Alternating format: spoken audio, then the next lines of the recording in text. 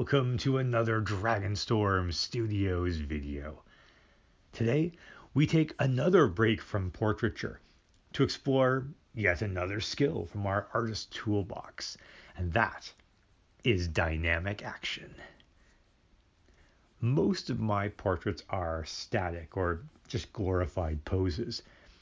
An action scene can be significantly more challenging, but there are some rules I follow to make these images, which imply movement, more effective and ultimately easier.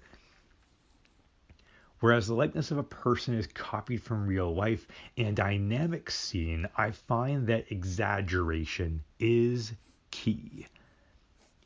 As seen in a lot of stop motion, the human body is awkward at best when it's frozen in time in a single moment. Thus, we take, literally, a page from comic book artists and make our work more visually impressive. I often start with images of dancers or fighters to begin with, and then I adjust and I adapt as necessary to create the visual panache, which makes the scene work. At the same time, we don't want to venture into the cartoon or a parody, like by adding motion lines. It is, in fact, a fine balance. So as we zoom into the picture, you can see that I've already made one adjustment to the leg, just bringing it down a little bit. And the picture I was working off of was of an MMA fighter doing a flying knee kick. It was just too extreme. I put some thought also into the outfit. I want it to be fantastical, since that is the nature of our scene. So it's got a very unconventional design, which I kind of like. I did a lot of looking up some pictures on Pinterest to help me with that, some fancy outfits.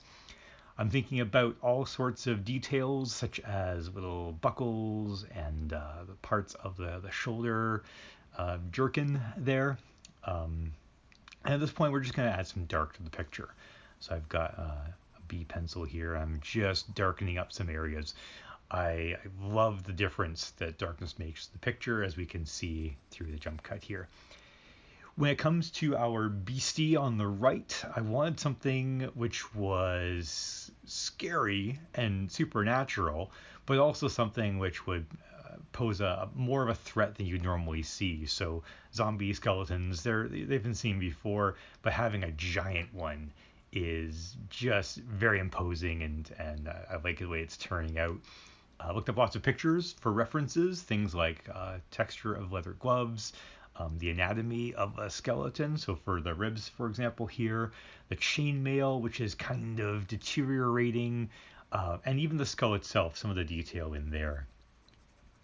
I put some time thinking about perspective as well. So seeing into the glove here and having all of the bones in their various incarnations, the forearm versus the upper arm. And then again, lots more dark to make the picture just stand out. In saying that, it needs a background now. So I was thinking of an outdoor nighttime scene with some ruins. Classic sort of fantasy genre, the idea of an ancient city which is crumbling. There's something really interesting about that to me. Because the light is coming from top right, as we can see there with the moon, you've got some great shading and shadows as well. And as I darken in these hills in the background, we're looking down on the scene after all, because these characters are leaping in midair.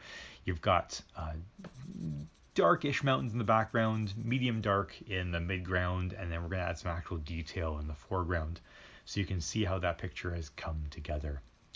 So I hope you enjoyed watching that video and gave you some inspiration perhaps for your own dynamic scenes.